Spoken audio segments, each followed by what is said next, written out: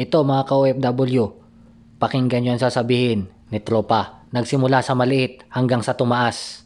Tinanggap ang 1.5. Pre, di ba? Matagal na tayo magkakilala dito sa Danube. Anong taon ka nag-start? Taong pinakaunang sampa ko talaga dito is 2017. 2017. July. Oh, magkano yung sahod mo nung unang open? Dun sa sahod, when it comes sahod kasi, nung time na yun, medyo para sa panahon na yun, wala pa kasing mga mahal na bilhin eh. Malaki na yun para sa akin. Pero magkano yun? 1,500. 1,500, walang plus 3. Walang plus 3 Walang yun. plus 3. Yung 1,500 na yun, kasama na ang allowance dun. Kasama na lahat ng allowance doon. Kasama na allowance dun. 2017 yun ha. 2017 yun. And then, nung time na yun, yung unang sampa ko talaga, ito yung store na to. Pinaka first opening parang to. So, First time mo yun ha? pinaka first time ko yun. First time mo mag-abroad yun ha? Pinaka first time ko. Pinaka first time. So yun, yung masasabi ko nung yun, yung first time na yun, hindi ko na lang inisip na, pagkatapos ko ng kontrata, lilipat na ako. Hindi. Oo. Kumbaga, inisip ko muna yung situation ko that time sa Pilipinas. Kasi ang trabaho kasi sa Pilipinas, magkaiba. Oo, tama. Marami Magkaiba. Halimbawa, merchandiser ako doon sa Pilipinas. Oo. Ang merchandiser dito, hindi kagaya doon. Oo. Maraming bawal sa Pilipinas pag sinasabing merchandiser. Dito merchandiser, hindi ka pinagbawalan ng cellphone. Hindi ka pinagbawalan na lumabas, pwede kang maglabas. Pwede kang lumabas dito anytime pag magpadala ka ng pera, especially para sa pamilya natin. Allowed yun. Binibigyan tayo ng consideration. Kaya ganun. Ginagawa ko na lang muna, as long na kaya ko pang i-handle yung trabaho at saka yung saka, ganun.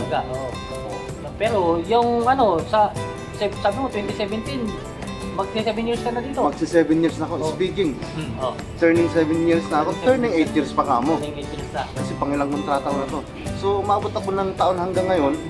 Yung sahod ko naman hindi lang naging stable ng 1.5. Ang sahod ko ngayon, tumaas na. Tumaas na. So, sabihin natin, kulang-kulang magkano na yung sinahod mo ngayong ano? More or less, ang sinasahod ko talaga, umabot ako ng 3,000. 3,000.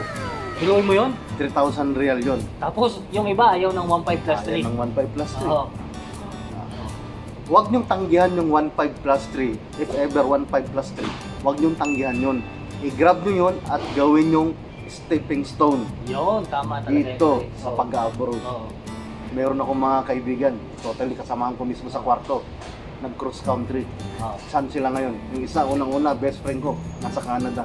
Wow! Yung pangalawa ngayon, bago lang umalis, turning 1 month pa lang, si Joe, nasa Europe na. Diba? So, ginawa ang stepping stone talaga, hindi sila natakot sa 1.5 plus 3. Huwag kayong matakot, i-grab nyo lahat kung magkano man yan, huwag kayong mamili.